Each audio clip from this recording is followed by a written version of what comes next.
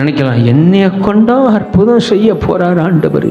உன்னை கொண்டுதான் அற்புதம் செய்ய போறார். அதுக்கு தான் உன்னை முன் குறித்திருக்கிறார். உன்னை வேறு பிடிச்சி அழைச்சி கொண்டு வந்து, மகளே மகனே, நான் உன்னை விடுதலை ஆக்குறப்பா, நான் உன்னை பரிசுத்தமாக்குறேன். நீ தவிக்கிறாயே, ஏன் தவிப்பை பாரு. ஆயிரக்கணக்கான ஜனங்களுக்கு விடுதலை கூற உன்னை நான் விடுதலை ஆக்கியிருக்கிறேன். ஒரு மோசையை கர்த்தர் விடுதலை ஆக்கி 20 லட்சம் ஜனங்களை எகிப்திலிருந்து புறப்பட பண்ணவில்லையா? அப்படிப்பட்ட தேவன் அல்லவா உன் தேவன். உன்னை கொண்டு இந்த பட்டணத்தின் ஜனங்களை விடுதலையாக்க அவர் போதுமானவராக இருக்கிறார். உன் ஏரியாக்கள்ல, உன் குடும்பத்தில், உன் வீட்டில், உன் சொந்தக்காரன் எல்லாத்தையும் கர்த்தர் விடுதலை ஆக்குவதற்கு அவர் போதுமானவர். ஏன்னா உன் மேல ஒரு அற்புதம் நடந்திருக்கிறது, உன் மேல ஒரு விடுதலை வந்திருக்குது, உன் மேல ஒரு பரிசுத்தம் இருக்குது. இந்த பரிசுத்தம் குடும்பத்தில் யார் மேலாம் படுதோ அவங்க எல்லாம் பரிசுத்தமாக்கப்படுவார்கள். உன்னை கொண்டு உன் சந்ததிகள் பரிசுத்தமாக்கப்படுவார்கள். உன்னை கொண்டு உன் தேசத்தின் ஜனங்கள் விடுதலை ஆக்கப்படுவார்கள். It is true. உண்மை.